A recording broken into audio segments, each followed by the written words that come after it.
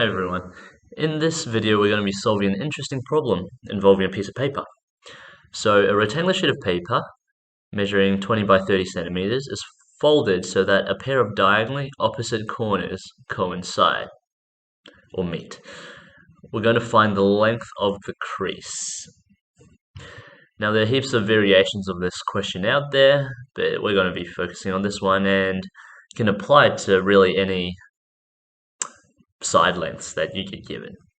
Feel free to, if you need to, pause this video at any stage if you want to give it a go yourself or just have a little bit more time to process.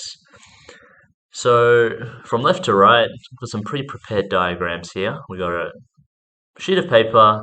We're folding it so that the bottom left corner touches the top right corner. And then unfolding again, we can see that there's a crease that will be made from the fold, which we're going to label L.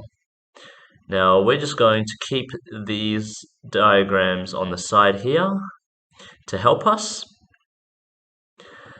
So let's label some lengths in these diagrams which we know, and let's draw in the first diagram. We're going to draw in the rest of this rectangle just to help us visually a little bit. I know it helped me out just to really visualize the whole situation.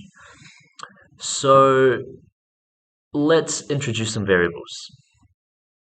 X, let's call this side X, then this side is 30 minus X because they add up to 30. Let's call this side Y. That means this dotted line will be 30 minus Y. Hopefully you can see where that's coming from, because, let me just write that a little bit neater, because when we fold the piece of paper, there's where the Y's come from. Those two lengths would be the same. So let's transfer all this information onto our second diagram. Probably a bit easier to see. So we're going to draw some extra triangles. There's our X and 30 minus X, and here's our Y and 30 minus Y. Alright, now we can see that,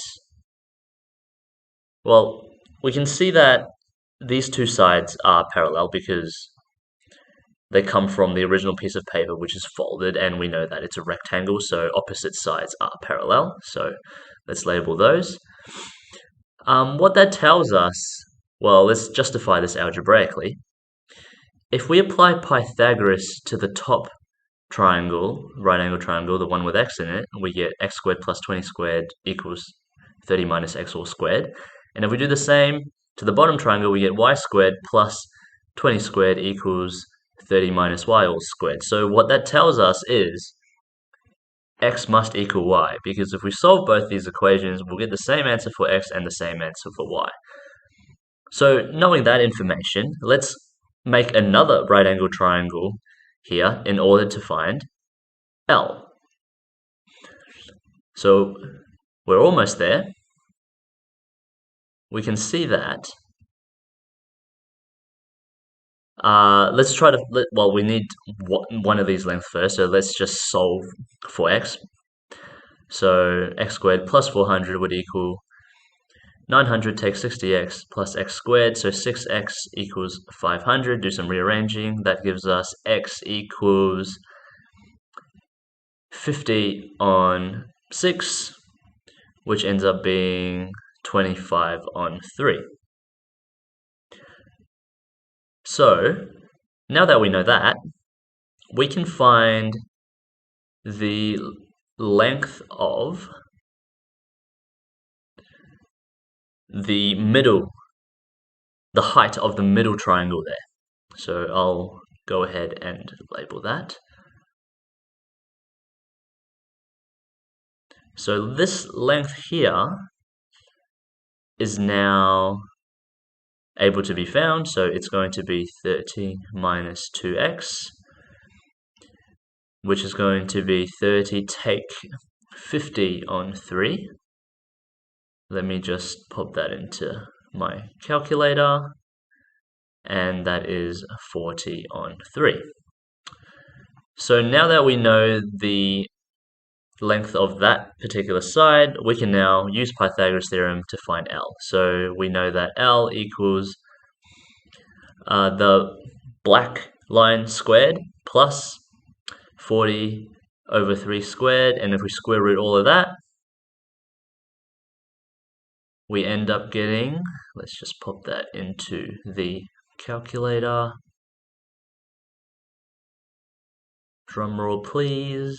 24.04 if we round to 2 decimal places, centimeters. And that is the length of the crease. Hope you enjoyed that one. Feel free to leave a comment or a request. See you next time.